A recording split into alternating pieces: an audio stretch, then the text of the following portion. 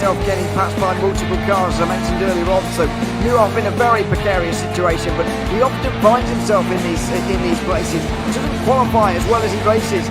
Up front they are getting with Lee Aberdeen and Luca Varani not very far apart at all here, but I just want to see how Alistair Haig deals with Marcello Kessler coming around the old hairpin.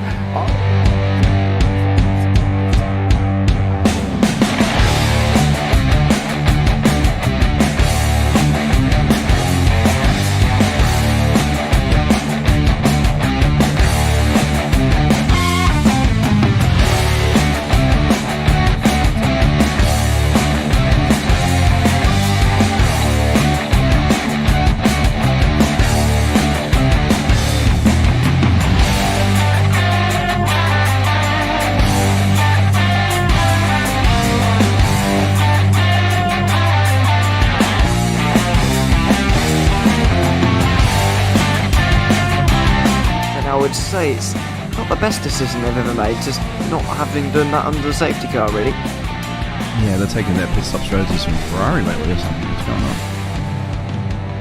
going on? In turn one, just too much gas on them, too much feet on the loud pedal, and unfortunately he's dropped him all the way down the order, but Philip Hammer is out in front by an 8.91 seconds.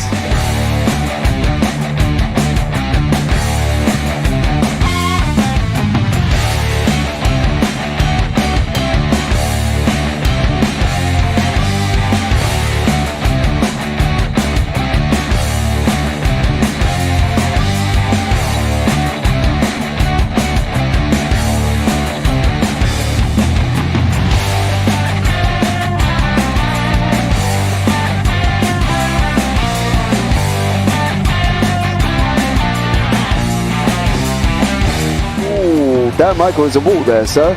And definitely doesn't want to be hitting that earlier on as well. Difficult, the understeer is in the dirty air through that final corner because it's such a long corner and you get dragged off into the grass very easily. He'll have the slipstream down towards the chicane. Peterson was briefly alongside, but that slipstream has saved him and kept him in third. Yeah, Varani now lost a little bit of time to Aberdeen, about half a second. Peterson is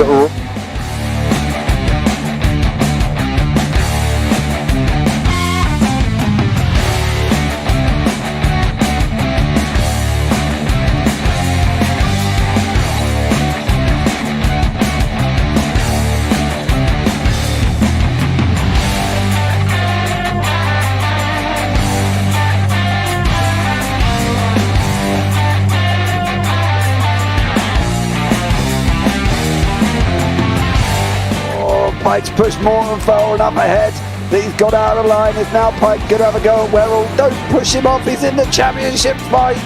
Jack Werrell chasing down Carl Jacklin. Further down, Rob Williams and Chris Barnes. Sensational run outside line now though for the heavy braking zone. Around the outside goes the Audi R8. Look how much Miller's caught back into play. Exactly. Miller's still such up. He's left on second and change. All of a sudden Miller's back in play.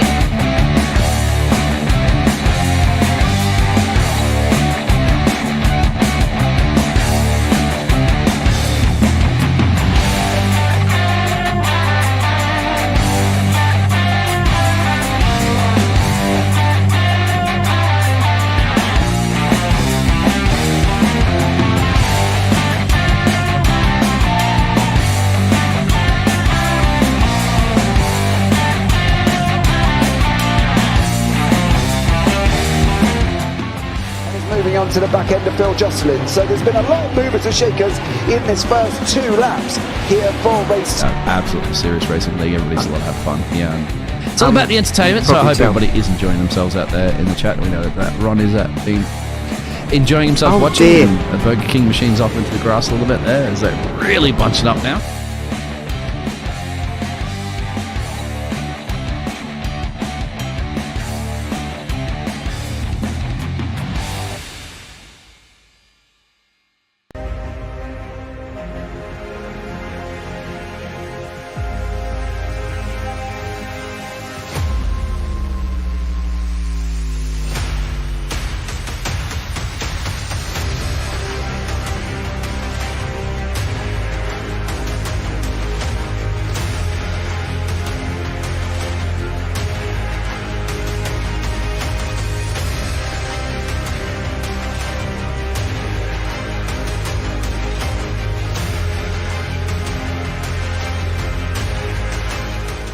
Does he have it? Medeiros is going to get it. Oh, look at Johnson!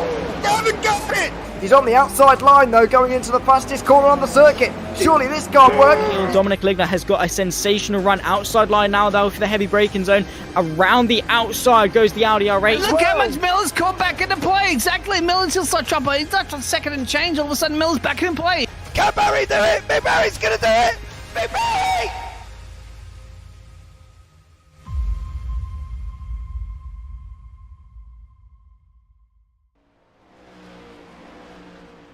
Good evening and welcome back to Tuesday night for the BSC Round 12 live from Kansa Speedway. I am James Parfitt and I'm going to be joined in the booth by Kenton Sportak. Now you know the sponsor name here as well. It's normally presented by somebody. Now as you can see I've just put too long to type, right?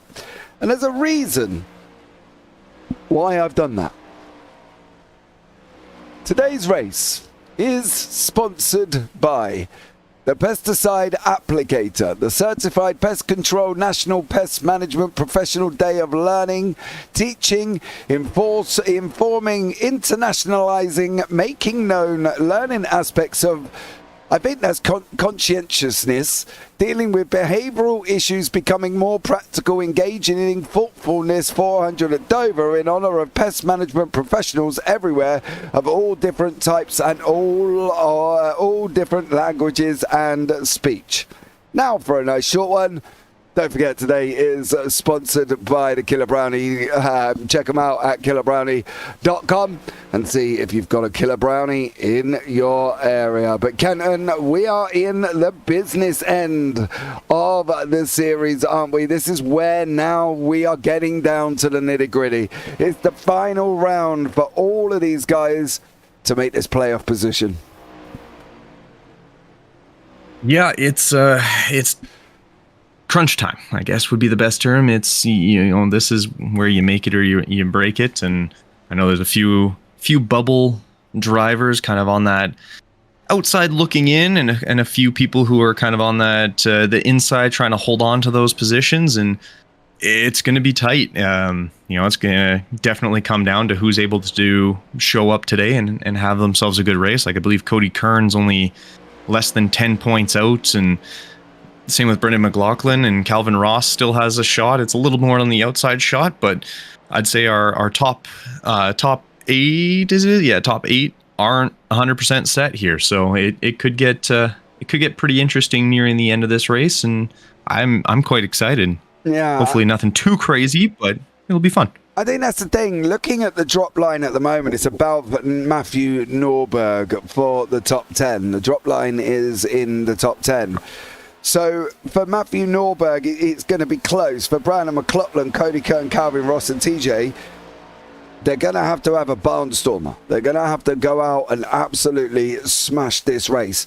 And, for TJ, for Brandon McLaughlin, who's also here as well, they've got to go and do something, and they've got to do it well, because otherwise their playoff positions are going to be gone. TJ really needs to get up the front and get out and try and, we know it's tough, going to challenge Alex Witt and Dan Michael and Christian Strada, right? They're the three that can guarantee they'll be in there. But everybody else below that, Jordan Malcolm's done a splendid job, considering he wasn't actually here for round 1 or round 2. So he's only had 10 rounds of points, where people in and around him have had 12 rounds of points. So, they've got to be, I think, for TJ, for Brandon McLaughlin, for Cody Kern, Calvin Ross, they've got to produce something. And whatever they're going to produce, they've got to do it here this evening, because otherwise they could be in deep trouble and not make that playoff there as well. Mr. Spainhour Senior, good morning. Good evening to you, sir. Jordan Malcolm, just put why, not sure why. Nick the Stick, car is really tight. And Ria, welcome in. Thank you so much, as always. MPika228, I'm not sure what you've done, but whatever you've done, Nightbot hasn't liked it. So you're going to have to be a little bit nicer to her. Okay, this might not be that bad, says Ria, to be honest. Lots of people running tight, but a little hit to the wall here, and there isn't a caution. It's interesting Kansa Speedway. You know what I mean? It's a very interesting circuit, isn't it? And the makeup of it, you know, we've been to almost super speedways, I suppose, before. But this could be a little bit different. Yeah, it's a very interesting track because it feels very much like a speedway. You still do have to lift. You're not going to be braking going into these corners. But it's not the most banked track, but it's also not the least banked track. I don't want to say run of the mill, but it kind of feels run of the, like, you know, it feels like a lot of them. It feels like a lot of tracks that you're kind of looking at and you're like, yeah, that's an oval. That's, you know, a tri-oval. It's fun. It does have its own little quirks in that it's progressive banking. So it goes from 17 to 20 degrees on the corners, 9 to 11 up in the tri-oval, and then 5 on the backstretch. So you do get a little bit more progressive aspect to it. So the higher line gets you a little more banking, which can kind of be nice. But it's all important in taking your lines smart. It is very wide, this track too. And I think in the discussion earlier, some of the drivers were talking that they wouldn't be surprised seeing people going 3 wide. And with here, it's a little more forgiving. You can kind of do that because there is so much space on this track. It is very wide. But you still don't want to see that, you know, lap 1 and suddenly you've got 3 wide and a lot of carnage happening very quickly. Why? Because carnage is bad. Oh, carnage is bad. We have way too many yellow flags, and we don't want that. No. And plus, our Michael Massey isn't here today. No, we have to give a shout out to Armor Brusso, poor little mate as well. He's had, bless him, he's had toothache for the last 2 days. He hasn't slept a single bean, apparently. So, Armor Brusso, our resident Michael Massey, get well soon. From all of us here at JPB. So there we go. Big shout out to Armor Brusso there as well. Do you know the thing with Kansas, right? And I sit and look at it, and you know, last week it was an interesting race, right? We're not going to lie, it was an interesting race. We saw some action. You know, don't get me wrong. We didn't see a massive amount of cautions that I think we were expecting. So, you know, I think going forward, this could be a good race for people to kind of get to grips with it. We were at Chicago last week as well. You know, I just think that these type of circuits, maybe it just might be me, but do we think that they should be able to ride these in a way where we're not hitting that caution after caution? Because we only had 4 at Chicago, and one of them was the stage break, and there was only 3 forced cautions. It's the same layout. It's kind of the same, isn't it? Yeah, it's going to be very similar. It's that, you know, the wide open, lots of space. The biggest thing is going to be how they drive beside each other, respecting that little gaps and things like that, not trying to force any move, basically trying to not force any moves, and just trying to take advantage of when opportunities do show up. That's all that's going to be super important there. And I mean, it's like we said, or like I had said, it's not too crazy of a track. It's very easy to come to grips with. Like you have a lane for getting into the pit lane. Like there is space for getting down onto the pit lane. You can get down onto the apron. It's not quite as wide of an apron as something like Daytona or Talladega, but you can. There's still space. Yeah. So. Well, it should be a clean race. Hopefully it should be. Dan Michael out in first place, Hunter Carlson second, Alex Witt, TJ Spainhour in fourth. Go TJ! Jordan Malcolm in 5th, Cody Kern in 6th, Andrew Williams in 7th, Matthew Norberg 8th, Christian Strider 9th, Noel Jackowitz 10th, Brandon McLaughlin in 11th, and Devon Collicott is in 12th. Then beyond that, you got Selena Thompson, Ria Subra there on 13th and 14th, Thomas Kuhn, Rob Sizemore, Joshua Kuhn, Rodney Roberts, Anthony Radel, Nick Stockner, Andrew Olmquist, and Greg Sherman rounds out the grid. Now, for the likes of, as we say, for the people like TJ who have managed to go and put themselves in 4th place, that I would class as a great start to his evening here as well. Lydia Spainer, woo, go TJ. That's why Malcolm P4. Oh, okay, TJ, yeah. Lego T, fast as Fluff Boy. And then Billy, go TJ, you can do this. Obviously, Billy's mum, Brad's brother, Terry's dad, and Lydia is... I can't remember, it's your wife or girlfriend? I think it's wife. Wife. I think it was wife. I think it was wife. I think it was. I there's so many of the Spain hours, I lose track. Is Nan and Grandad watching? That's going to be the interesting thing as well. TJ has found something. Well, I'm hoping it's the win. Because, as our resident TJ Spain Hour fan here, he needs to do me proud and get into the playoffs. So, at the moment... He is currently, where are you, Mr. TJ? You are 23 points off. Nope, hold on. Matthew Norberg. You are 29 points off. So if he can stay ahead of Matthew Norberg and everybody else, he might be in with a shout here, Kent. And this is the plan.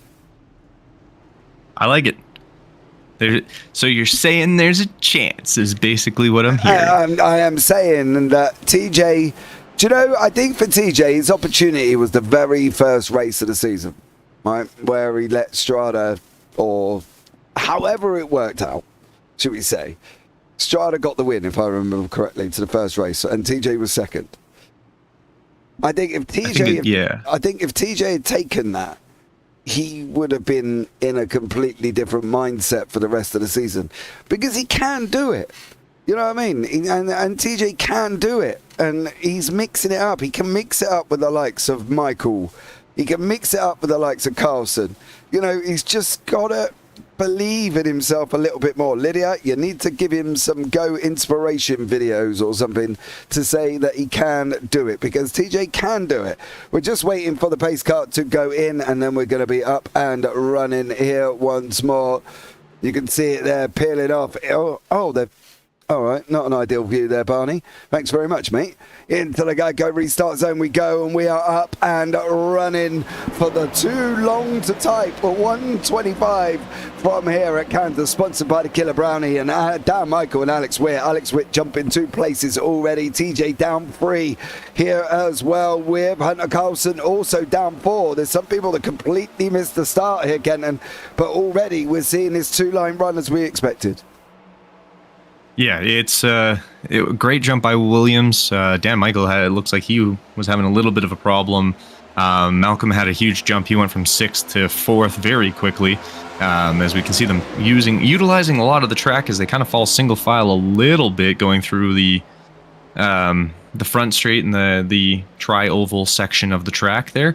Unfortunately for Spainhour, it looked like he had a little bit of a rough start, now down into 8th, but as we've talked about, lots of time.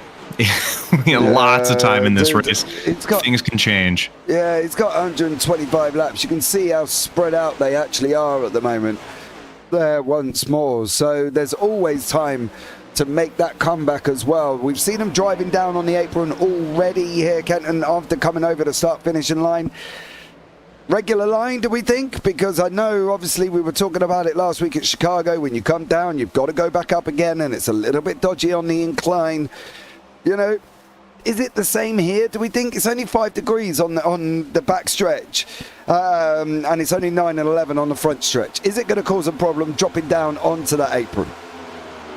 Dropping down shouldn't cause any issues. I think the bigger issue is going to be coming up and doing so safely and not hitting another car.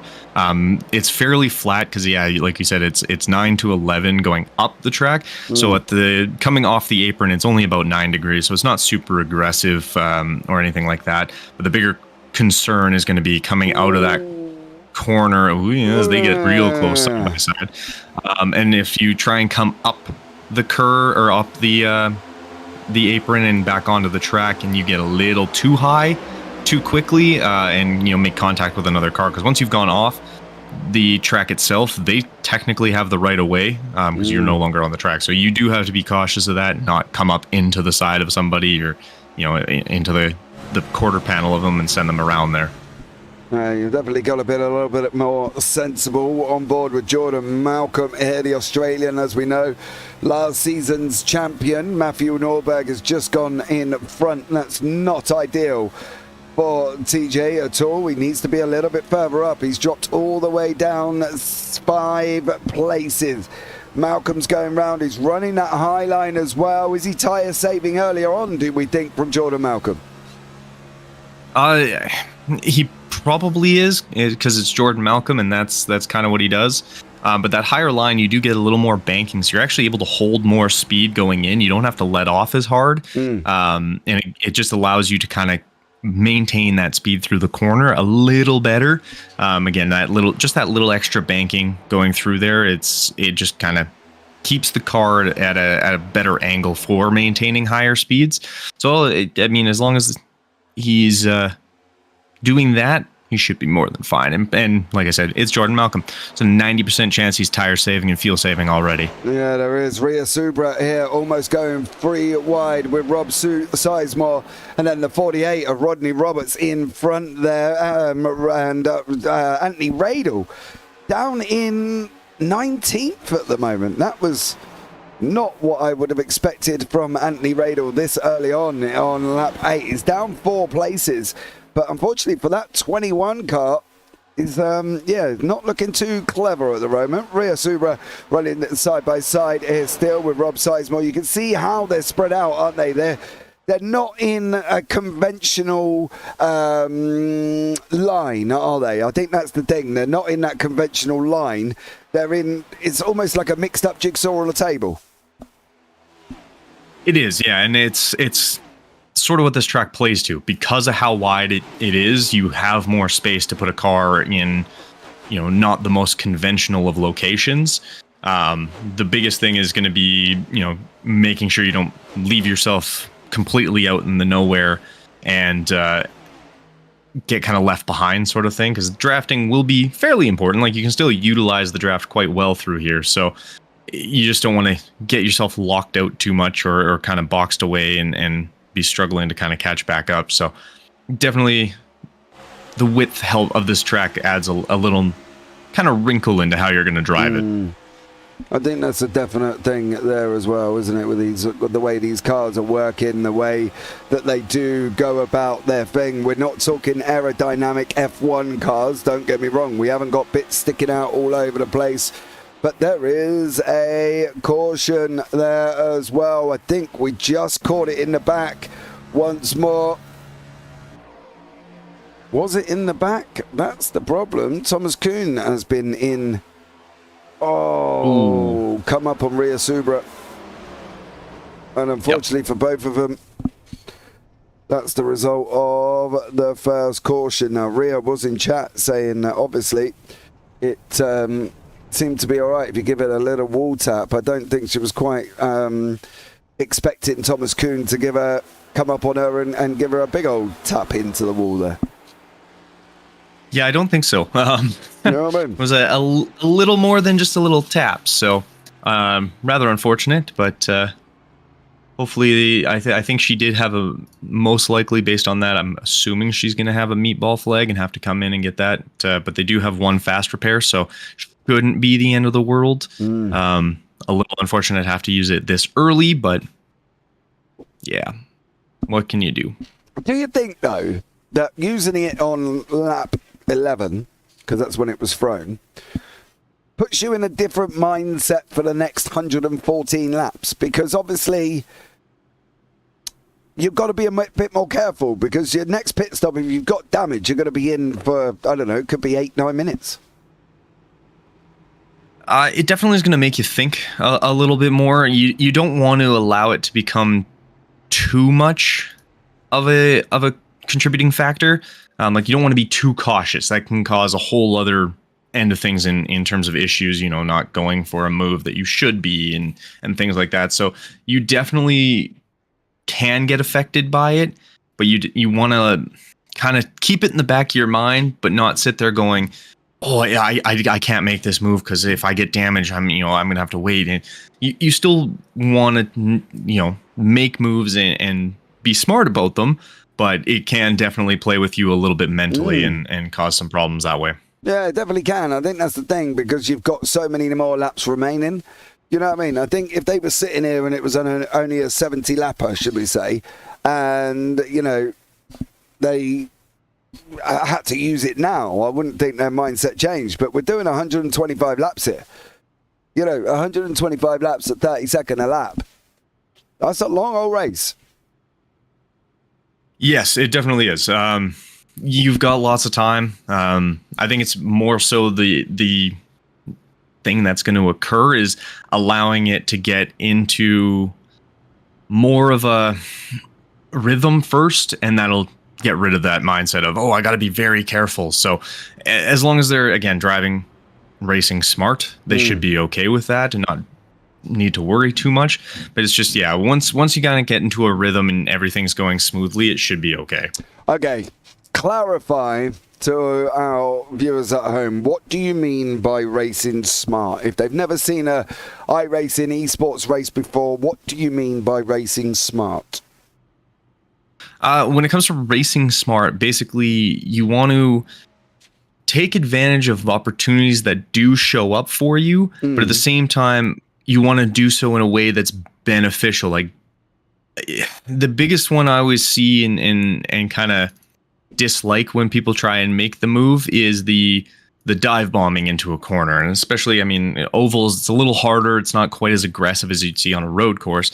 But that diving into the corner creates a whole bundle of other problems. And it also, you run the risk of getting either turned in on, you going wide, you running a car into the wall and taking yourself out with them. And then you're ruining not only your race, but their race. And so making sure you can make your pass. And with with NASCAR and oval, in all honesty, the corners aren't even really where you make these passes. It's actually coming out of. It's on the exit of corners and getting a better exit and being able to get a run on the car ahead of you. And that's really where you're going to get most of your true passing done. And that's kind of that smarter pass. Because then if you're on the straightaway and you're able to get past a car, you don't have to worry about anything.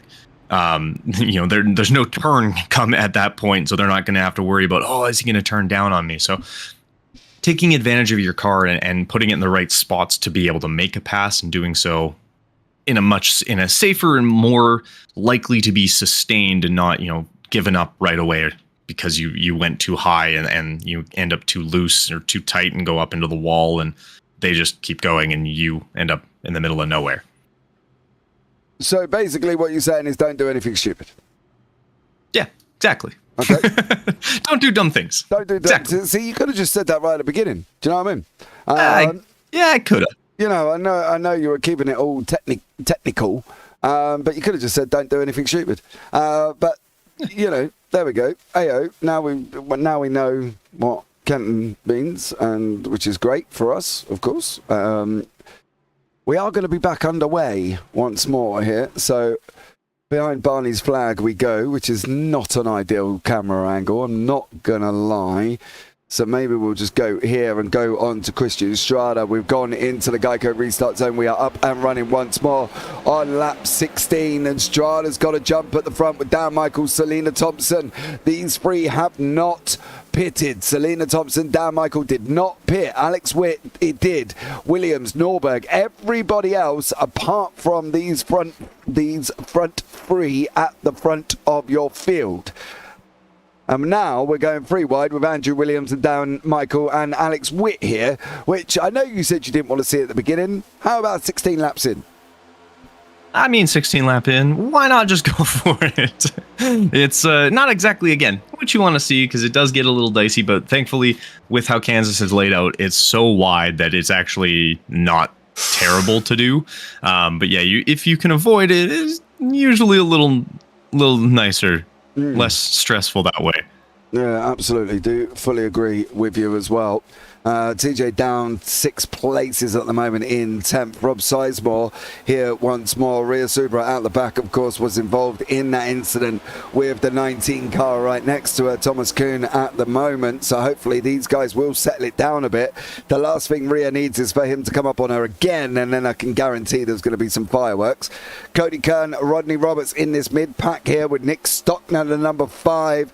TJ in the 86. He's just being passed his Stockner by either side. He's literally just become a meat in a filling, has Nick Stockner. The 48 is Gotpo, which is Rodney Roberts, and then the other side of Nick Stockner was the 23 car of Cody Kern, and he's also gone past as well. So Kansas is providing the free wide, which we thought it would do.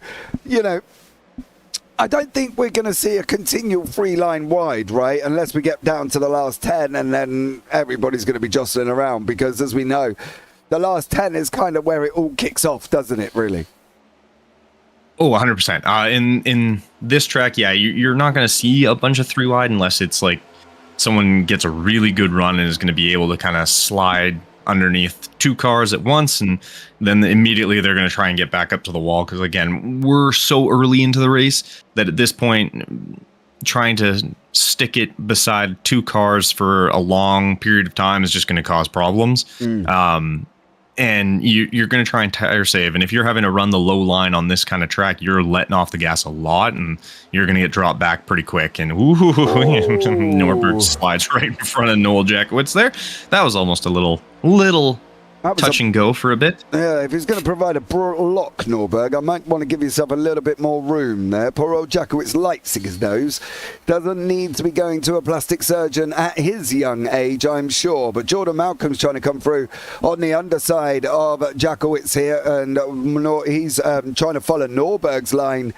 How big of a thing do we think, though, at Kansas we're going to see with tyres? You know, is it something that we're going to see regularly, that they're going to have to save these tyres? Because, you know, is it that important here? It's not going to be quite as important as a place like, Dover or Darlington and places like that, where it's quite aggressive on the cornering, where it's, those tighter tracks, things like that. But it still is going to be smart to do so, because if you don't have to change tires every time you come in for fuel, well, you're just saving time on pit stops. Obviously, tire changes take a lot longer. The new cars, you can kind of see it, that little silver dot in the middle of every of the tires in Spain-Irish car ahead of us. They've gone to, as Brendan McLaughlin says, hi to the wall. Yeah. But they've gone to the single bolt style, sort of like F1. And a lot of those kind of cars, like touring cars, I know most have gone away from the 5 lug nuts. But with the new tire setup for the next gen cars, they've gone to, as we can see, 3 wide. I think that's Jackowitz, Norberg, and I think that's Williams on the outside. That was a little scary looking for a second. Oh no, it's Selena actually. It was Selena but yeah, so going to that, the tire changes are faster than they used to be. However, they're still not very fast. This isn't NASCAR or F1, where you've got 16 guys to help change a set of tires and get you back out there, and it's taking you 2 seconds. You're looking still at about, I think it's about 15 to 16 seconds. And that's just stationary time. Ooh, people getting a little door slappy. Yeah, Rodney Roberts and Selena Thompson now. I can guarantee she's not going to be overly impressed with the fact that she just had that car join her in the side there. Thompson has got to run down that back straight. She should clear Roberts before they get into turn 3. She's on that high line. Jordan Malcolm coming underneath her now as well. Roberts is going to look to try and get the exit out again, and I think at the end of the day, the series decides what they need in the pits, and if the series doesn't decide that they need 22 people, which I think is what actually F1 have, it is what it is, isn't it? I think there's is there barely 3 on a wheel? You know what I mean? For F1 or for NASCAR? NASCAR. For NASCAR, you actually get, I think it's 6 total that are allowed to be over the wall. So you have your jackman, you have 1 tire carrier, you have your fuel guy, and then you have 2 of wheel guns, and I think there's 1 other tire carrier for the back. So one guy carries the tyres for both front. One guy carries it for left front, right rear, left rear. So they actually do it side by side. So what you do is you'll have so there's guys that'll be on the other side of the wall from the pit lane, or from the pit box. So they can't jump over the wall, but they'll stand on the other side, and they'll actually have the tire on that, so the side closest to the wall, they'll have the tires for that side, so the driver's side, with them. And then the moment everything starts, like they get the other side off, once the tire, once they've gotten the tire back on, the old tire, the guy who brought the tires out, the tire carrier will actually take that, roll it to the wall, and the guy on the wall who's still there will actually roll the tire towards the front of the car, and the other guy will grab that and then run it to position while the other guy grabs the tire that had just come off, like the old tire. It's actually really interesting to watch how fast they can be about it. But yeah, it's very coordinated. There's not nearly as I guess uncoordinated, or it's not as nearly as much chaos as it looks like it is. It is very, very coordinated on everything. Like even the Jackman has timings that he has to, because he has to run through, get around, and depending on how quick he's able to go, the tire, the guy with the wheel gun has to actually either wait and let him cut underneath, then go, because if you have the tire off before the Jackman's there, now you're just waiting, because the Jackman has to lift it up before you can pop it out. And because he has to run from one side to the other, it can get a little interesting, but he has to go a specific way because he has to go through the driver's side so he doesn't interfere with the fuel can guy. And it's organized chaos at that point. Okie dokie. It is 22 on a Formula One crew. 22 Is people. it really? Wow. 22 people there as well. So a great job here from everybody as Norberg is tucked up behind Jakowitz at the moment. Lap 31, stage break at 50. Let's not forget. So let's not forget the stage break at 50, because we don't want to be calling a caution when it isn't actually a caution. I'm a bit worried for this man. Whatever he did in quali, he is not doing in the race. Now, whatever time his quali time is, he's gone out and done something completely different. Do you know what I mean? And it's a little bit worrying that the fact that he's down 13 places on lap 32. I have faith. As you know, I'm a Spain out fan. I drink my coffee out of the cup with his car on. But I'm a little bit scared this early on in the race, to be honest. Yeah, it's kind of interesting because he had a fantastic qualifying, and it seems like it's just falling off the back. Ooh, wow! As Williams gives a solid bump to Nordberg there, but yeah, it just seems to kind of not translated to the race itself. So I agree. Hopefully he's able to get it fixed out, and or it might even, something happen. He might have gotten some damage from a bump or hit a wall and it's messed up something. I don't know. But hopefully he's able to get her back up near the front. But it's a long race. We still got just under 90 laps, or just about 90 laps to go still. So lots of time. Selena Thompson's also down there with him as well. She was up a little bit further than that one, so great job as well. Something's obviously clearly gone on at the back end of the car here, or something's taking its toll on TJ. So come on, bud, you gotta go, you're gonna have to go quick. Cody Kern here with Andrew Williams, as Williams is going to sweep round the outside on the exit of 2. Stellar job, got the run all the way through. Hunter Carlson is another man that's going to come underneath Stockner.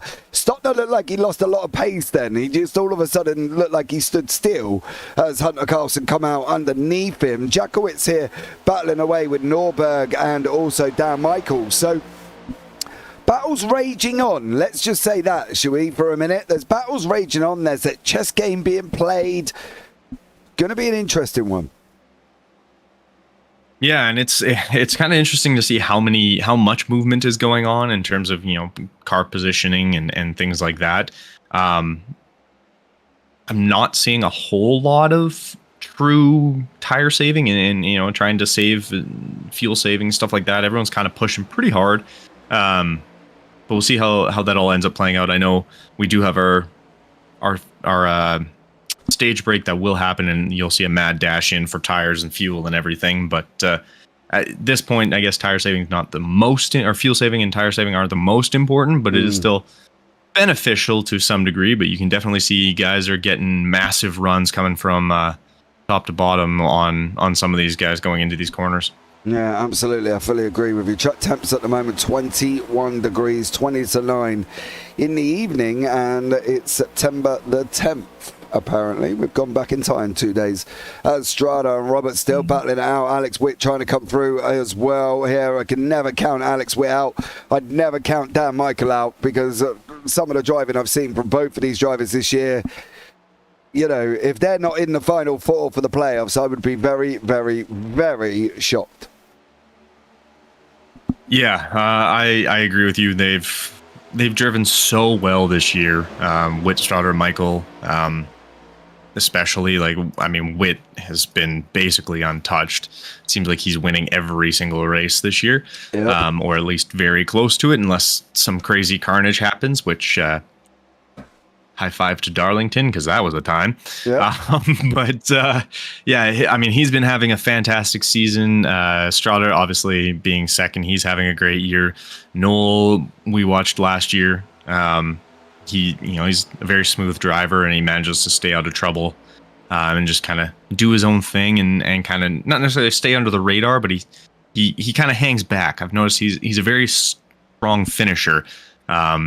The beginning and kind of middle parts of the race, he just sort of stays in touch and then makes his moves near the end of the race, which, I mean, it's working for him. He's holding on to P4 right now in the championship standings. He definitely is there, as Noel Jackowitz is doing a great job.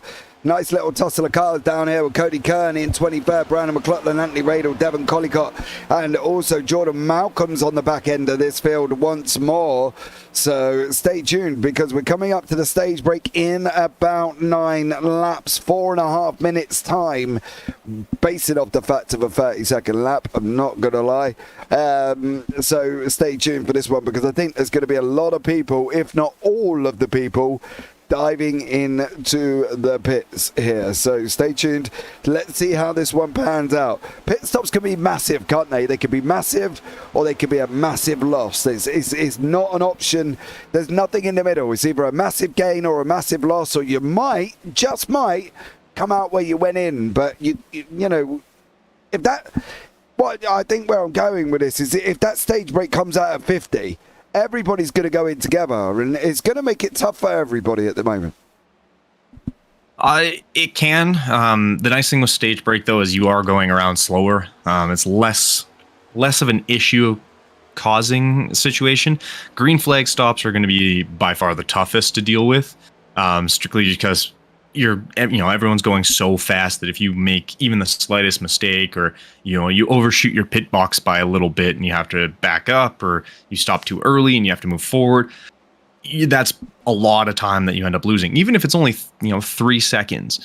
Well, in a 30-second lap, 3 seconds can be the difference between you coming out ahead of them or you coming out behind them. And then you still have to get up to speed as well, so you definitely have a harder time making a perfect stop under green flag, whereas if you have a little bit of an issue under a caution, you might lose a couple spots, but it's still a caution flag, so you're not completely lost. You're not getting lapped and then almost double lapped and things like that. So it's definitely an easier time dealing with a stage break compared to a green flag stop. Okay, well, look out for the stage break. You're going to find it in 6 laps there. There is somebody who's already got in before. I'm surprised Strada's gone down this close to the stage break. I am really shocked, unless he's going to go in, get tyres, fuel up, and stay out on the stage break, which then should see him come out in the front of the field, right? I'm technically making that correct, I'm not going to lie here as well. But Witt has got to run on Roberts. Michael slowly coming through the field. Dan Michael, at times, he's like watching a nature program, okay? And hear me out, because I promise you there's a point at the end of this. Okay, it's like watching a nature program. He's that lion that Oh, Alex Witt and Rodney Roberts having a moment there as well. Little bit of a side-by-side rub. So, oh, Witt's in the wall. Witt's in the wall. Oh. No, no, no. I'm also going to clarify whether or not that is the stage break end here. I've got to make sure I message the right person. I've been given instructions to make sure that I speak to the right person. Right. I will clarify if this is going to be the stage break here. There's caution 2 with Alex Witt, and it looked like he just got... Do you know what? There are times when I sit back and I wonder where you would pipe the blame on this, right? Because you can see here, we'll slow it down a little bit. At the moment, Witt hasn't moved, so Norberg is there, okay? Norberg's already there. Now Witt moves. Now, does he move in the way where he puts himself in that situation? Or... I was going to say, it almost... can't see if it's netcode or not. What is it with these people and netcode? I don't know. Right. Okay, so here it's going to be now. There's Roberts clearing off. Now we know Norberg's on our right-hand side here. Now he's already turning left, but we know that's a thing in ovals, right?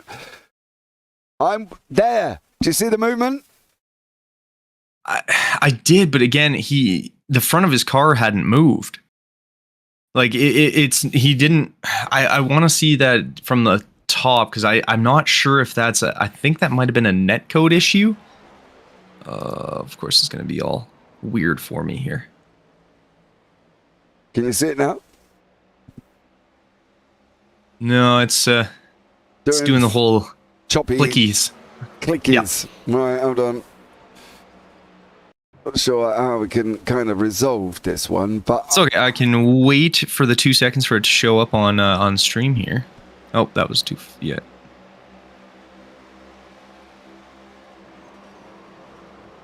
If you're gonna call that as a netcode, I would be very surprised. It's just like I said. You need to see the angle from above because it's hard to see if they actually make contact before. Or if it just kind of kicks off and Selena unfortunately ran out of fuel. So, and I was also going to mention this earlier on. Oh yeah, no, that's not netcode. That was, yeah, it just popped up where I could actually see it there. That's, unfortunately, I'm going to have to give that one on a little bit on Witt there. That was, yeah. A little bit. Unfortunately. A little on himself on that one. All right. But I was going to point out Strotter, I think the reason he came in was because he did not pit under that first caution we had. Whereas a bunch of the other drivers did, like Alex Witt did, and I think a few more like that. I think Rodney Roberts had as well. Pretty much everybody that's got a 2 in their pit lane stops did stop under that first one, and then Strotter had not. Christian Strotter had not, though it says he's in the pits again. No, I think he just got back out. Yeah. So Selena, you ran out of fuel, and you're out. Am I getting that right? Our very own lovely Australian, of course, the delivery designer, Mr. Peggles, is in YouTube chat. Good evening, Mr. Peggles. It's wonderful seeing your name pop up on my screen, and I have fond memories of Watkins Glen. I really do. So there we go. Right, I have had confirmation. This is the stage break. Okay, so this is the stage break as well, so there will be no more unforced cautions after this one. No more unforced cautions. Everything after this is a forced caution because this will be the stage break at the same time. So there we go. Stellar job. Good morning, James. Enjoying the broadcast. Thanks, mate. I did a wonderful Australian one this morning and yesterday morning, Peggles as well. Should have seen me on that one. I was having a right old chuckle with an Australian commentator, I'm not going to lie. That's an interesting prospect. Yeah, Aussie races are a great time. Oh, you are there? I am, yeah. Oh. I was like, know what to say back to that. Oh, sorry, did I leave you a bit of a dead end? I was like, I did, yes, Aussie races. I was like, oh, sorry, they're fun, yeah. I'll make your job a little bit easier next time and leave you Perfect. with an open-ended question, all right? Stage break's over. Kenton here as well. We are up and running. Dan Michael doing an absolutely stellar job. Jumping again out in front. Rodney Roberts, Carlson, Jakowicz, Williams, Kern here as well. This is it. The final run in. The final sprint in. There is no more stage breaks. This is the stage break. We are going to be green. Hopefully. Yeah. Green there as Dan Michael gets through. Now, obviously, I didn't finish my story about Dan Michael, about me nature program, did I? Right? He reminds me of that nature program where they film a lion and he's just there in the grass, stalking, and then boom! That poor gazelle ain't going to know he's there. And that's what reminds me of Dan Michael. He just sits around the front. He bees where he needs to be, and then he makes the move later on in the race. So I love the way he drives, to be fair. He bees where he needs to bees. Yeah. I like it.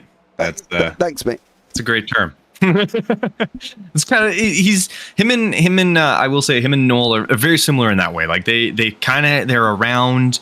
You'll see them in the background of fights going on near the front, and they're kind of just sort of perk their head up every once in a while and just be like, there's a little bit of space there, a little bit of space, and then you get into the final kind of 20, 30 laps, and all of a sudden you're like, something happened in the back there. As it, Ow.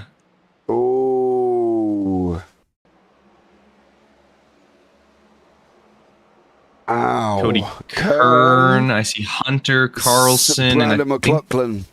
Brandon McLaughlin, yeah. Jordan Malcolm was, unfortunately for Jordan Malcolm, he did end up getting involved there as well. But yeah, not an ideal scenario for these guys. So let's see if we can have a look on board the chopper. So they start banging there, right?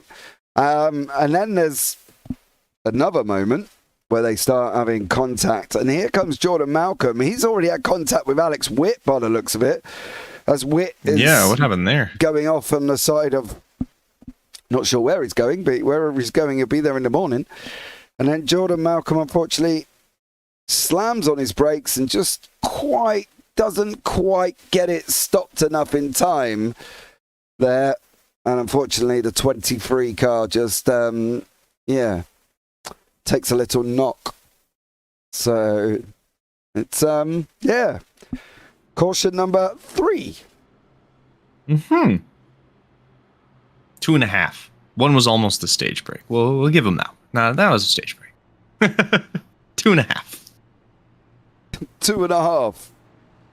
2.5. It was like the stage break, but just off. I've never heard of a 2.5 caution. I've heard of a caution, and that's it. Never half a caution. But there we go. It is what it is. It's been called that by Kenton. Rodney Roberts is out in front at the moment. Andrew Williams. Are we expecting a quick splash and dash from some of these guys, do you think? I would doubt it. I mean, we just started up. I don't see that being a necessity at this point, and it would hurt your positioning more so than it would help doing anything else. So I don't see them doing it unless you're like desperate for fuel, but I don't see that happening. Right. Okay.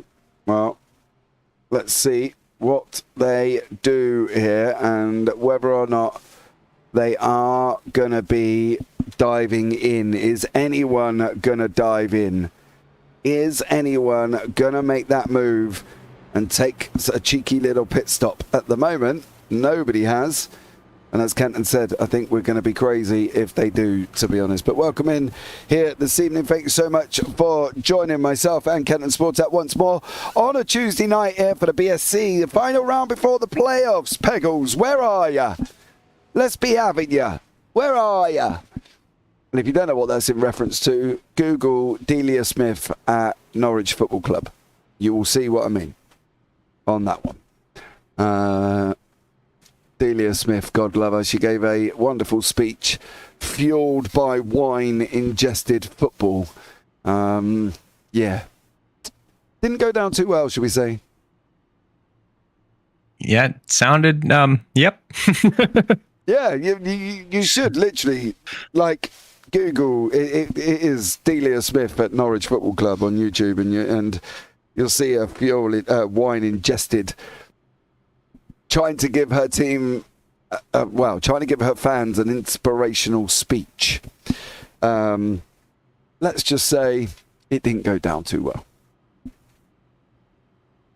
Yeah, those are always the best. Nothing like it's becoming more of a thing to see, people trying to talk and it not going well, and then it really not going well. We actually had that recently in not NFL, but in college football. One coach was trying to hype up his team by talking down another team, and that team steamrolled them. And it was the Michael Jordan meme, and they took that one personally, and they did. Yeah, I think sometimes you've got to be a little bit smart on who you're playing, right? I understand hyping up a team, but I think that Norwich were going to get relegated at the time as well, to be honest. So I don't think there was much hope for them even surviving. But when you give an old lady some wine, and anything can happen, especially being the chairman of the football club. So yeah. Going to be up and running here once more on lap 57. Let's see if we can actually get a little bit further on at the moment. We've had 10 laps, and then not even 10, we've had 8 laps, and then we were back under caution. So unfortunately for these guys, we have reached the 3rd caution mark. Come on, guys, you kept it clean for 34 laps. Surely we can get a little bit further on than 6. Right. Exactly. I agree. Let's see what happens here. Rodney Roberts is going to go into that Geico restart zone. It is green for what would and hopefully should be the last caution here as well. There's been, as Seth said, there's not been a big one. It's just been a little bit of tiny ups on people as well. So unfortunately for them, it's just been ups and going up on people and expecting them to be able to disappear. Yeah, but we're gonna just thank Peggles here, because why'd you gotta go and curse it like that by calling it out? There's been no big one. Oh yeah, now we're gonna have one. Well, the worst. The thing is as well, I do feel sorry for Peggles, because he did say that he feels like he's caused curse the broadcast here as well, because obviously he's come in, he's been here for 10 minutes and he's put some cautions on the board. So you got to cut him a little bit of slack. He is Australian. You know what I mean? There's a lot going on. Devon Collicott chasing down. Love you really, Seth. Chasing down Noel Jakowitz with the inside. Radal's made up 12 positions here. We said about Radal being at the back of the field. He slowly started edging his way through. He's come up now. He's sitting in 7th place, up 12. Could he be a contender, do we think? Or right now, at the moment, with 65 laps to go, are we saying everybody's a contender? For the most part, everybody's a contender still, barring anyone not driving, or I think that says Sherman's down 14 laps. So probably not there. But, Spain out where TJ is back up and he's in 14th, but you could see him. He's close to the pack, so there's lots of things that could happen very quickly. I mean, that's the beauty of NASCAR, is just because you're not at the front doesn't mean anything anymore. There's lots that can change very, very, very quickly. This isn't road racing where if you're at the front, you have the best shot to win. As long as you're on the track and on the lead lap, that's all you need to do. Yeah, I think that's it, really. I think that's it. If you're on the lead lap, you're in with a shot. A caution can come out at any moment. It has done already. Your caution could have come out then if Devon Collicott didn't hold on to the sliding car that he did have and put it into the wall. It didn't come out. He did manage to hold it. It's just great driving from him. Alex Witt in that Bojangles is looking for the run round the outside of Collicott now, going down that back straight, lap 62. We're getting towards the business end. We're getting towards the meaty end. We are nearly halfway. If we're not really conjunctive already, we are halfway. 62 and a half laps. Of course, we can't split 125 into pairs, but we can do 62 and a half. 63, that will do, Kenton. Halfway now. Yeah, no, fantastic. At least so far, it's been at least exciting. Thankfully halfway, because now we can start to see people trying to make a little bit more moves. Obviously, you still have quite a bit left to go here, but it's all going to be important about just making sure you do it smart. Take advantage of opportunities, but don't try and force an opportunity that's not actually there, and kind of keep a sort of an idea of where the cars are behind you and around you. That way you're not, as we get a little close with Nordberg, Michael, and Strada there. As long as you run it smart, you've got an opportunity. So not trying to force anything and take yourself out. Yeah, I think that's one of the things there as well. I do love Spain Senior. Bless Devon Collicott for running the TJ scheme still. He is running the TJ Spain scheme, so that must be quite surreal for TJ. He's seeing himself on a car. Sizemore here is battling it out with Ria Subra and the recovering Hunter Carlson. Now, I'm not going to lie, Carlson is not looking comfortable at the moment. He's dropping off the pack. He's kind of just going backwards more than he's going forward. So I think he had a lot more damage within that incident he did have than what we can physically see. Anthony Radel, another man that's moved up through the field as well, battling it out side by side with Nicholas Stotter. Over the line they're going to go. Stotter's down on the apron. Radel there as well, down on the line, and now carries on as well. I know we talked about them being off the track as well. So are they entitled to space when they go off the track? Can you let them up, or are they going to have to run around the middle? They're not necessarily entitled to space because you have left the actual track, but the nice thing about where you come back up is where most people have started to move to the right anyways to go into turn 1 and 2. So you want to get high so you can go back low and kind of carry as much speed as you can into turn 1 and 2. So typically you're not going to have too many issues of people really trying to hold you down with these kind of tracks, because it's not something like Daytona where you can run that bottom lane and not have to lift at all. You would have to lift quite a bit to get out of the corners if you don't go up right away. So it is a little easier. And you've seen, so far actually going down and coming back up on the apron's probably been some of the most respectful I've seen in a while on some of these kind of oval races, and not necessarily in this league, just watching oval races at all. They actually are allowing people to get back up. Yeah, see, I don't know if I'd be that nice. That's fair. I've got to be honest. My philosophy would be, well, you left the track, so suck it up, Buttercup. Come on behind me. But then again, I'm like that in traffic when 2 lanes go into 1 and the person on the outside can't seem to read the fact that the lane's going into 1, and they decide that they want to drive as far down as they can until they start trying to squeeze in front of everybody. And I'm the person who's bumper to bumper with the guy in front of me to make sure he ain't getting in, because if you read the signs, it said 400 yards. Most sensible people start moving over. But no, not Mr. Meathead, who wants to drive right up to the front of the queue. So there we go. Yeah, that's actually how you're supposed to do it, but yeah, fair. No. Yep. No. It reduces it reduces the actual impact of traffic if you zipper properly at the end, so it's everyone goes down 1-1-1, you rotate who goes in. That's actually technically because it reduces the actual reduces the actual overall traffic time. It helps it move smoother and faster. The issues arise, and why it takes so long is because people just start hopping over whenever they can, and that causes more people to have to stop, and it just... No. Well, I understand trust me, I hate when people do it too, because I'm like, you jerk, but then I do it because I'm like, yeah, this is how you're supposed to do it, so no one can be mad at me. So, I mean... No. I feel you. Yeah, no, just no. It would make more sense if everybody's single filed over before you get to that point. So we're not having to hit our brakes and wait for this Mr. Land Rover meathead man who wants to go and try and get right at the front and nobody's letting him in. So, you know, no, just no. Get over early, filter in, the lane's already done then, and then you can all just potter on and do your business. So there we go. That's my philosophy. Rodney Roberts, Matthew Norberg battling it out here. Williams, Michael Norberg, Robert Strada, Witt, Jakowitz. That front 8 there is not too far off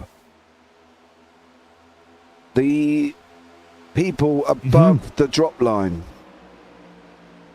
Williams, Michael, Norberg, Roberts, Strada, Witt, Jakowitz, Collicott, yes, Radel. No, Jordan Malcolm's the only one missing from this front 7 who are currently in the playoff places above the line. So for the likes of Cody Curd, who's teetering on the edge, or TJ Spainhour, who's also very much teetering on the edge, he needs to be moving up there. I don't think Jordan Malcolm's in much danger, to be honest, as well. I think he's going to do a great job and still get in, and we'll see what Jordan Malcolm can do as we're going into the playoffs next week, guys. Let's not forget as well, the playoffs kick off next week. So stay tuned for that one, because let's be honest, we had great fun in the playoffs, and it was always very, very exciting racing. Oh, the playoffs they get very interesting very quickly, because obviously you get kind of the reload for points. Yeah, and it's Dega. Oh yes, good old Dega. The Dega and Bama, isn't it? If I remember correctly. Yeah, I think that's what we called it. But yeah, so wins become very, very, very valuable, and save you a lot of stress later on for trying to make it to the next set of situations, and it adds a whole nother factor, and obviously people still come out that aren't necessarily in the playoffs, which adds that other layer and makes it more entertaining that way. Because I think we've had last year, there was only going into the playoffs, I think only one or two. I think it was only 2 drivers that won their way in. The other ones had to all win, just go in off points, because we had 2 winners that weren't in the playoffs. So it added that, little spice of life into the entire overall thing. So it was a lot of fun. So playoffs will be quite exciting. I think we only had 8 last year, and this year we're going to have 10 going into the playoffs. So it adds that extra little bit as well. So it'll be a good. Playoffs are great. Yeah, Stick around. I do love the playoffs. I think the playoffs really spice it up here as well, because it opens it up to everybody. Do you know what I mean? Everybody that's obviously qualified in it, not everybody that's good at, coming from the back, should we say. But I think overall it's been an epic season already. I can't believe we're at round 12, to be honest. It seems crazy that we're already 12 weeks deep in this series, and it's just been absolutely mental. It's always been a pleasure, but for the playoffs just gives it that little bit of a sparkle. It just gives it that little bit of an edge. So, stay tuned. Come by next week. Dega, playoff start. Yeah, you're going to see some spice. And Dega just adds that extra level, because it's flat out. There is no stopping, no brakes, unless you have to. But other than that, nothing. It's just all gas and entertainment. They definitely are. Entertainment is the name of the game, and that is what we are hoping these drivers bring. And at the moment, lap 53 was the last caution. We're on 80. Dan Michael sitting in second with Andrew Williams behind him, with in front of him, and then Norberg tucked up behind him with Rodney Roberts trying to look on the inside. Could be a little bit of spicy coming forward. Definitely can be, and it's going to be quite close all the way through. So they're going to want to make moves, and like I said, it's making moves in a smart way that you're not ruining somebody else's race at the same time. So this little duel that's going on has been going on quite a while, and I mean, so far it's been great, and it's been fun to watch, and nothing too sinister has come out of it, and maybe there might be a couple little bumps, but other than that, it's been fantastic. Yeah, it definitely has. I think that's the thing. They've been trying to. It's really tough sometimes though as well, because for us, obviously, you know, don't get me wrong, I don't want to be sat here for like 4 hours while we have caution after caution after caution after caution after caution, because, you know, I'd be asleep. Not gonna lie. But sometimes when they're running like this as well, it's kind of the middle of the F1 Grand Prix where you eat your Sunday roast and then you go and lay on the sofa and sleep. And then you wake up 10 laps before the end, because they are just now trying to get to the end of the race. They are just trying to tick off the laps. They're trying to make sure they're in the right position where they need to be. They're trying to make sure they're on points with fuel. What's the situation? Are they going to have to pit under green? Are they not going to have to pit under green? You know, there's all of these things going involved with these drivers. 100%. And I mean, at the rate we're going, they're going to have to pit under green. And if you're going to do so, and I mean, we've talked about this to the point of exhaustion. That got real close. Yeah. Doing so in small groups is going to be better. It's just going to be better. You're going to have less of a chance of getting a really slow entrance to pit lane.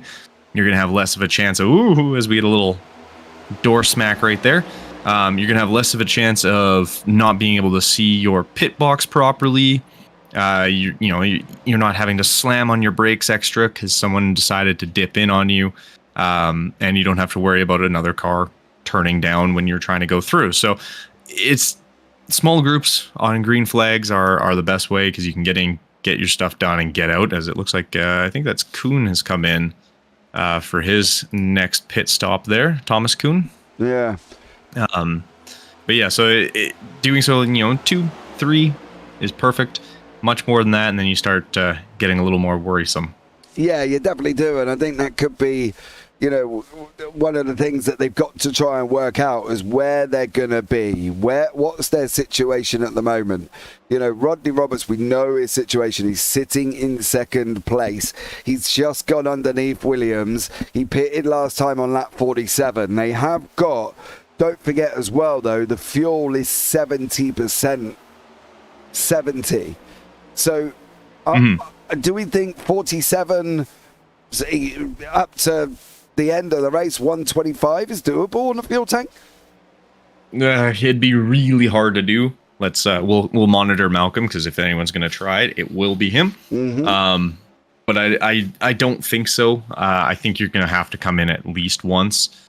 It's just going to be a decision of when. As it looks like, actually, Collicott, Radel, and Stockner, Kuhn, Williams, and Norberg are just coming in now. Yeah. And so I think all the pit stops are going to start happening pretty quick in the next few laps here, as you don't want to run out of fuel and be stuck trying to get towed back. You don't want to pull a Selena. I wasn't going to call her out, but yeah. Well, you do. You don't want to pull a Selena, do you? The last thing, I'm sure she's going to love the fact that we've just sat here and said that. Do you know what I mean? But yeah, you kind of don't want to pull a Selena and run out of fuel, because then obviously you get grumpy and exit the session. So there we go. Love you really, Selena. I'm only joking. But it's going to be interesting to see when all of these guys are in. Some of these, the likes of Dan Michael, he pitted on the same lap as Andrew Williams. Michael's got to be thinking that he's going to have to start coming down as if by magic. Right now. As if by magic. Get it stopped, Dan. Oh, and he's on the grass as well. He's taking it as long as he can take it. What about Jordan Malcolm? He's on 55, so he was 8 laps ahead of Michael. You can see all their pit stop strategies, pit stop laps as well on the bottom. Stint lengths at the moment, they're varying. So between 33, 32 even, and up to 41. Going to be interesting to see how this one pans out. Yeah, it's I'm very curious how this is all going to work its way out, because obviously pit stops now, you're going to really have to be pushing to catch if you haven't come in already. As Joshua Kuhn now is also coming in. I'm going to be very curious as to when the likes of Rodney Robertson, Jackowitz, McLaughlin, Current, and Malcolm decide to come in here, as they're still out. Although it says Jordan Malcolm's been in 4 times because he did get in that incident, so he might, of anybody, still be able to push a little further, because he was involved in that last safety car, as well as TJ Spainhauer is also coming in for his pit stop. I think, for me, if I wasn't sure what to do in the race regarding my fuel, I would just latch onto the back of this man. And whatever he does, I would do. That would be it. Because he can be, at times, the master of fuel, you know.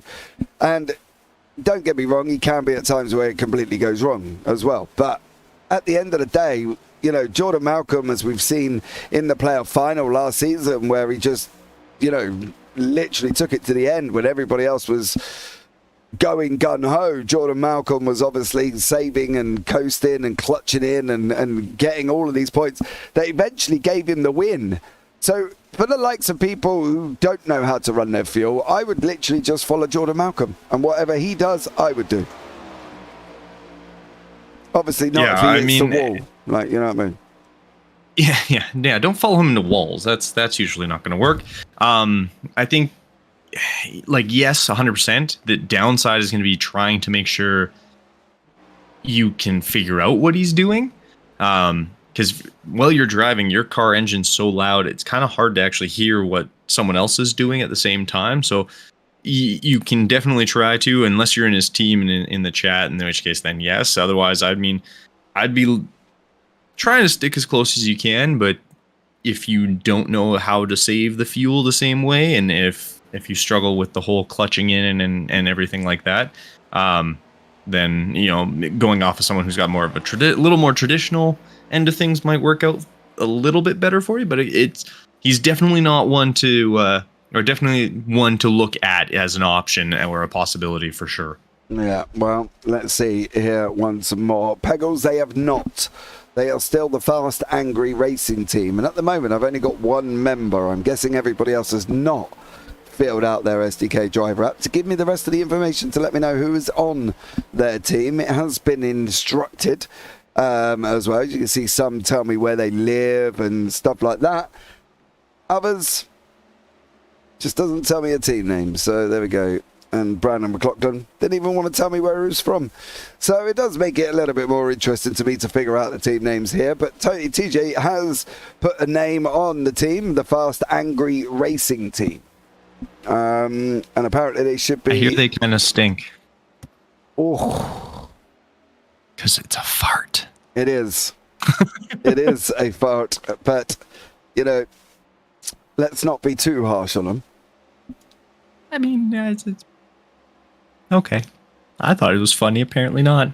That British humor showing up, hey? I never said it wasn't funny. It was. You know what I mean? I think if I watched it back and watched the commentator tell me I stink. All DMs to Kenton Sportak. Nothing to do with me whatsoever. They're all Kenton's decisions. JPB have no association over Kenton's mind, and we cannot mind control him from the UK. So any issues, please DM Kenton Sportak directly on the Discord. Thank you very much for that. That's a little disclaimer from JPB. We don't mentally mind control you. I mean, to be entirely fair, I don't even know if I control my own mind half the time, so no, can't really expect you guys to do it. No, I definitely do not. Through. Well, as long as they don't follow through, that's all that matters, really, isn't it? Oh, fun. As long as they're not following through. So there we go. Exactly. We're coming into the last 25 now. We're getting into the nitty-gritty. Cody Kern, everybody's just taking their final stops here before Kern is just taking his. He's going to lose a lot of positions here as well, as everybody else is going to sweep through on Cody Kern. Brandon McLaughlin has just made his way in as well from the lead. So really, we need to keep an eye on Andrew Williams. I think Williams is going to take the lead away from McLaughlin. McLaughlin's not even stopped. Williams is on the entrance into free. So is this Andrew Williams with a 2.2 second gap his to lose? I'm gonna say yeah. As of right now, all he has to do is keep it nice and smooth, and he should be good to go. As there, he will go right past now. It's just gonna be race it smart, keep it clean, and try and stay out of a little bit of trouble. I know he's got, I think that's got a lapped car behind him right now, and he's got nice clean air to 16th, I believe that is. I think Sizemore. So he's got some space. He's got a little bit of help, and he should be okay. I think this is going to be just a good day for him if he's able to kind of hold on to this, and he'll have a fantastic time. And I mean, we said that last time about Alex Witt in Darlington, and well, it didn't turn out that way. So who knows? No, as we know, that didn't turn out so well for Alex Witt at Darlington. I think none of us really want to live or relive that evening, should we say, especially not on the final lap either. Yeah, let's hope there's nothing so dramatic now as we go into the last 25. Really, the battle is Strada and Michael for that second place. I think Williams might just have enough here. Kenton out in front by 1.56. He's going to start coming into traffic. That's going to help his aid with the draft. Stockner still sat in the middle. He's getting onto the back now of Rob Sizemore. So it's not going to be long for Andrew Williams before he's there. I think Stockner could play a part if he really wanted to. 24 to go now. Nitty gritty. The chess game is commencing. And is Williams going to take this win? Ooh, although Dan Michaels now dropped it to 1.3. So he's starting to reel him in a little bit. And I'm curious as to who Dan Michael has. The tire shouldn't play too much of a factor, as It's been only about a lap difference. So this will be interesting. Maybe it's Dan Michael having a little extra help as he's getting pushed along, because he's getting a little bit of the slipstream and draft from. I'm trying to see. I think that's Stockner. Yeah, Stockner. Yeah, I think that's Stockner there. So I think that's given him a little bit of help trying to reel him in, because he's now almost at only a second behind. When we were talking, he was 2 seconds back. So this could get real colorful real quick here. Yeah, well, let's hope we don't have any major dramas as we're coming to the end now as well. 22 laps remaining here from Kansas. Don't forget, we are off to Talladega. Dega. Next week for the opening round of the playoffs. Tune in at 12:45 a.m. if you're in the UK. I have no idea what that is in Eastern time. Not at this time in the morning. So I think it's 8:30, 8:45. 8. Yeah, we'd be live around about just before 8 o'clock Eastern time. Just before 8 o'clock, so tune in for that one as well, because I tell you what, when we get into the playoffs, it's going to get spicier than a Vindaloo at a curry house, I can tell you that much. But there we go. 21 to go now, Kenton. Williams, nearly 1.1. Can he hold on, do we think? It's getting interesting. I mean, he got 20 laps, and it's only 1 second. Though you can see, I think Dan Michael has now gotten past. It's past Stockner, yeah. Yeah, he's past Stockner, so now that's gonna add a little bit of difficulty as he's gonna either need Strada to catch up, and they're gonna have to work sort of together, or this is actually gonna help Williams in the fact that he's now gonna be able to sort of push and know Dan Michael's not gonna get nearly as much draft coming up. So it could also be, I agree with what Peggle said, that he might have taken on more fuel. No, the worrying thing for me with TJ is before we'd even really got off the line, he was like 6 places back. And then he just went backwards. Now, I don't know if the dizzy heights of being in 4th maybe clouded what he would normally do. He clearly had qualifying pace, didn't he? Clearly went out and put it on 4th place. And then to drop to where he is now, I think it's a mixture of panic, unsure on the pit stop strategy, what to do here. And unfortunately, it's left him in the position he's in. Now, is it going to put him into the playoffs? I've got to be honest. I don't think so. I think it could be all kind of done and dusted for TJ. I think, he realistically knew it was a long shot, but he realistically had the pace here, Kenton, and I was just a little bit worried when he went down so fast. He dropped quick. It was like me eating a cheeseburger. He went down that quick. You know what I mean? And he just never really got the recovery. And I think for TJ himself, I think that's a kind of mental rather than physical or skill issue. I think it's more mental that TJ's dropped back that far, partly due to the fact that obviously he was there. He was at the front. He could have done it if he could have just done quali lap after quali lap after quali lap.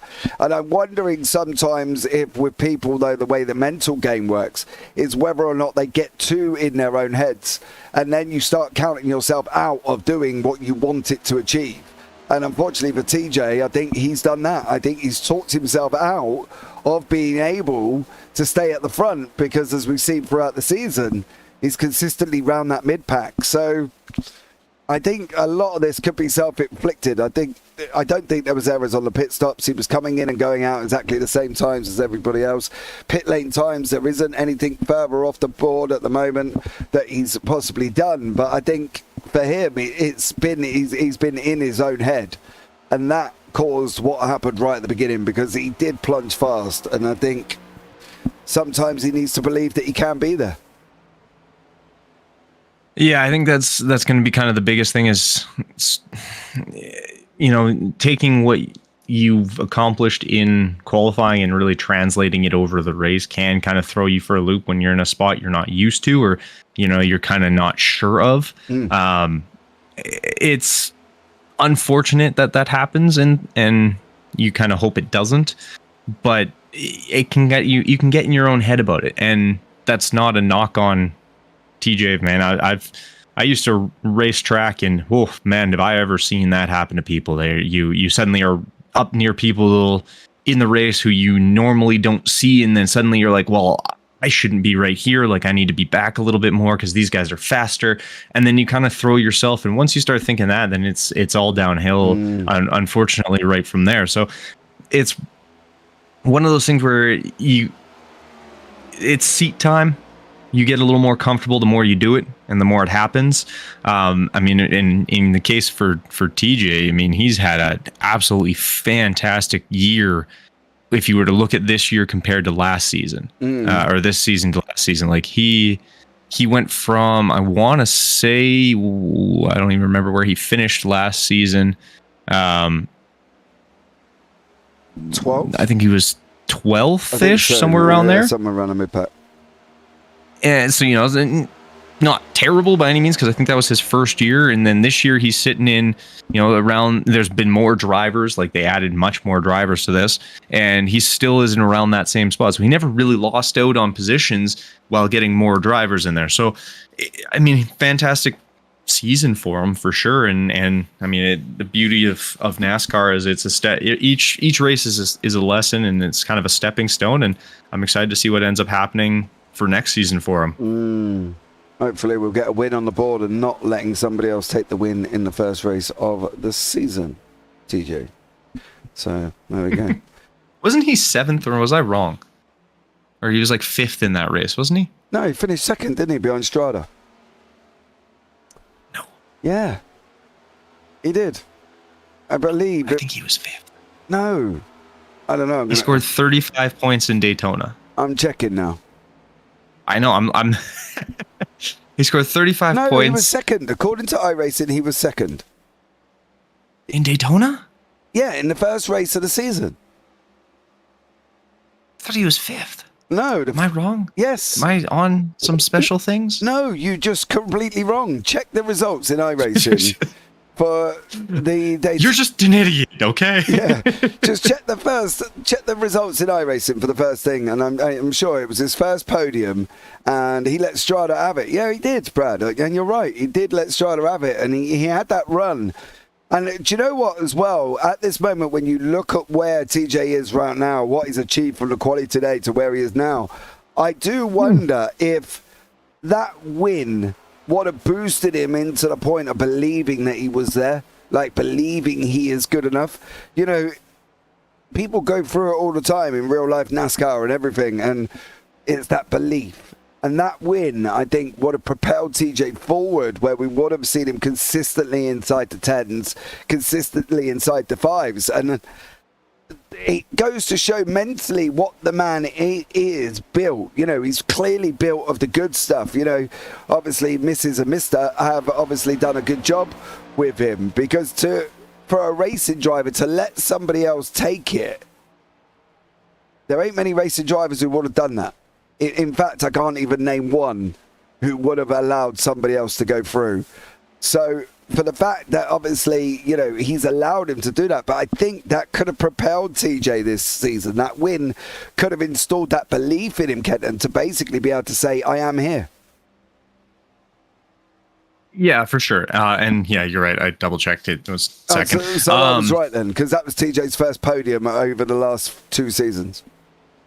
Yes. But I mean, yeah, exactly. And it's one of those things, once you've done it, you kind of go, okay, maybe I can. And then you have it needs to be a consistency into things. So it's, once he starts getting that kind of a little more consistent, then it's going to be fantastic. And I wouldn't be shocked,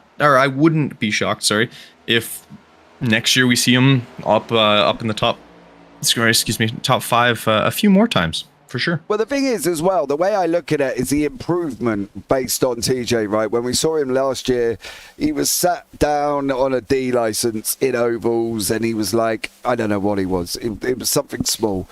Now, this season, he's come into this season with an A license, nearly 13, just touching on the 1300 IR, which if you look at the average of iRacing, is between 1300 and about 1800. That's where everybody sits, but he's obviously done some improvements and taken some race wins and done stuff with his SR as such, because obviously he's coming in now to this season on an A. Now, he wasn't an A last season. I'm sure, if I'm pretty much not mistaken, he was either a D or a C coming into the ovals last season. So his improvement has been massive.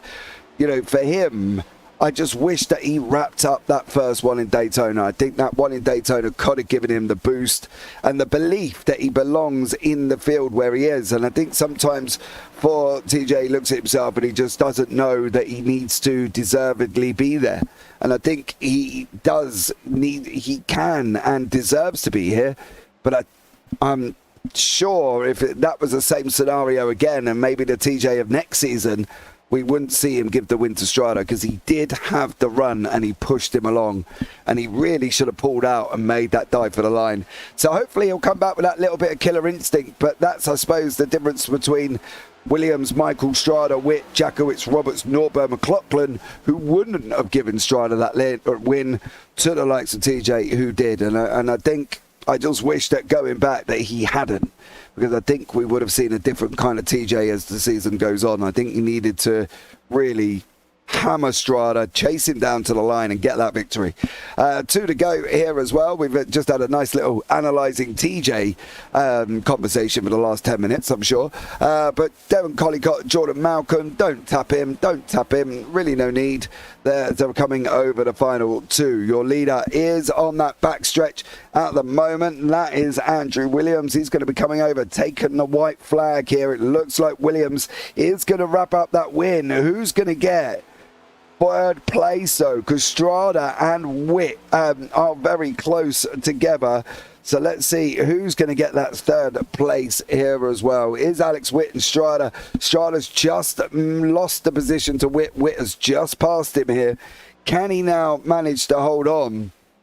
And can Strada try and get back through? But let's pick up Andrew Williams here and give him the deserved lead exposure that he has deserved. This guy has driven exquisitely this evening. As he comes over the line, he does take that victory. Witt cuts the nose off Strada. Michael second, Witt third, Strada fourth, Jackowitz through as well.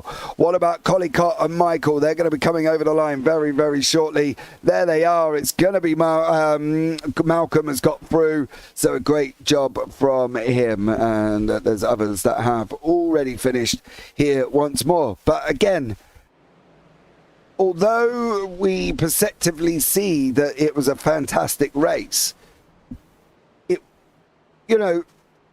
it's kind of not a game breaker, is it? It was. I think this race was somewhat nullified, Kenton, by the fact that for the people that had to win it, for the people on the edge of the playoffs, like Cody Kern, Brandon McLaughlin hasn't done himself. He's done himself some favours being in 8th. Calvin Ross, I've not even seen this evening. We know TJ's had a problem. Radel as well is another man that's not really done it. So it's kind of anticlimactical for them guys, do you think? Rather than obviously the likes of Witt, Michael and Strada, who we generally would see on your top 3. Yeah, I mean, thankfully, if you are in position at this point, and we can see the top 10 there, is that Nordberg obviously got himself a few points and jumping themselves up, kind of keeping yourself up there, because I think he was kind of the only one that was really at risk. Close, yeah, maybe Rodney Roberts, but obviously he also finished ahead of Nordberg, so quite well, and Andrew Williams had a fantastic race getting the win, so he was very much clear. So for them, they did what they needed to do, but you can see, with Cody Kern finishing 12th, and McLaughlin had a pretty good race, but obviously he needed to have finished ahead of Nordberg and at least Nordberg, but unfortunately he wasn't going to. And Calvin Ross kind of had a rough one a little bit as well. As I don't even remember seeing him, so I was going to say he wasn't even here today. No. Yeah, so him but not being here, that kind of puts you on not getting to do that. So there was opportunities, and I mean, obviously you can't necessarily say, well, they didn't really take advantage of it and they just kind of did, ran the race. They're still racing, so everyone else is going to be driving too. But Norberg and Williams and Rodney Roberts, they kind of did what they needed to do to keep themselves in the position that they needed. So it was good for them for sure. Absolutely. Well, let's go from bottom to top, and we're going to bring in Alex Witt, the man who finished in 3rd place here as well. Great battle with Strada right towards the end of the race there. Alex, welcome in. Thank you for joining me. Yeah, not really the race I would have hoped for. Got wrapped up in a bunch of stuff, so good to get back to 3rd there. I knew that I had the speed on the late run. I was just hoping I'd be closer at the end, so that would actually come into play more. Yeah, when we started getting the quick succession cautions, or caution 2 and 3, did you kind of sit there and think, please not again? Well, towards the end there, I was wrapped up in most of those cautions, so I needed it towards the end there to really have a shot at it. Yeah, but you've done a stellar job. You're wrapped up in the 45, lap 45 caution with Norberg. You're wrapped up in the 53 with Kern and Malcolm. So at the end of the day, to get back onto 3rd, that's not a bad end, is it, before the final round, before we go into the playoffs?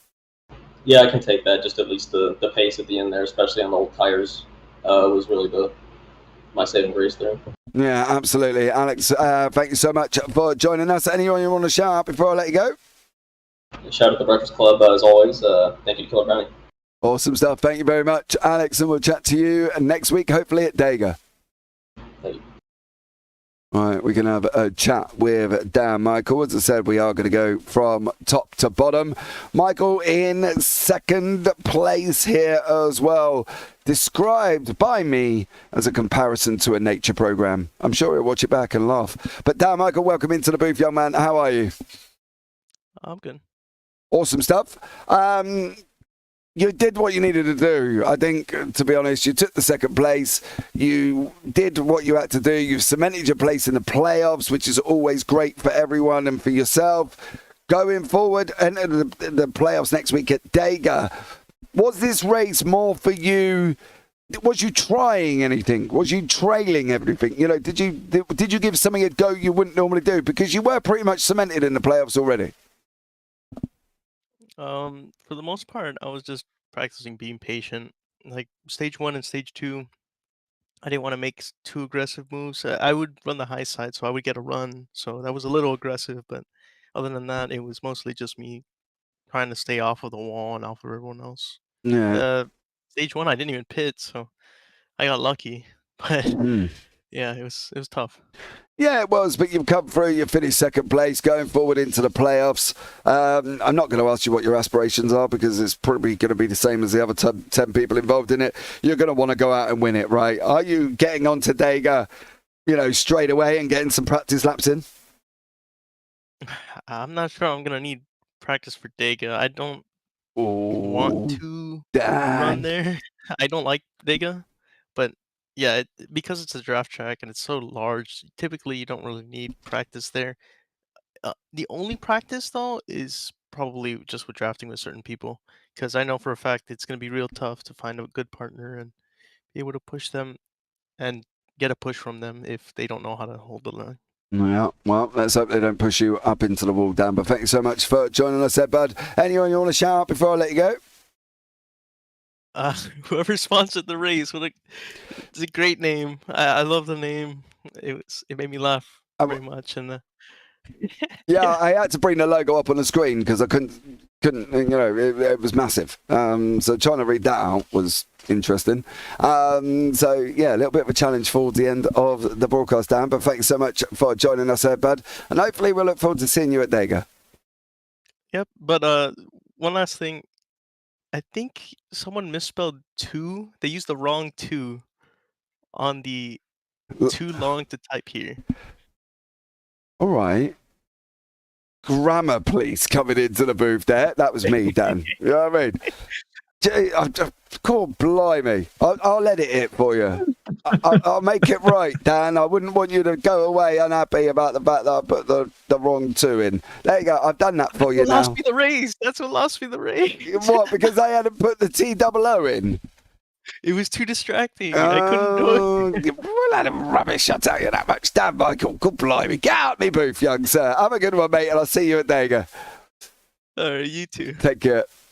Right, next up in the booth is your winner, one Mr. Andrew Williams. Played an absolute masterstroke. He did what he needed to do, and he did it so well. He took the checkered flag. He took the win. He gave himself a massive boost in the playoff positions as well, cemented his place with that win. But Andrew Williams, welcome in, sir. Stunning race for you.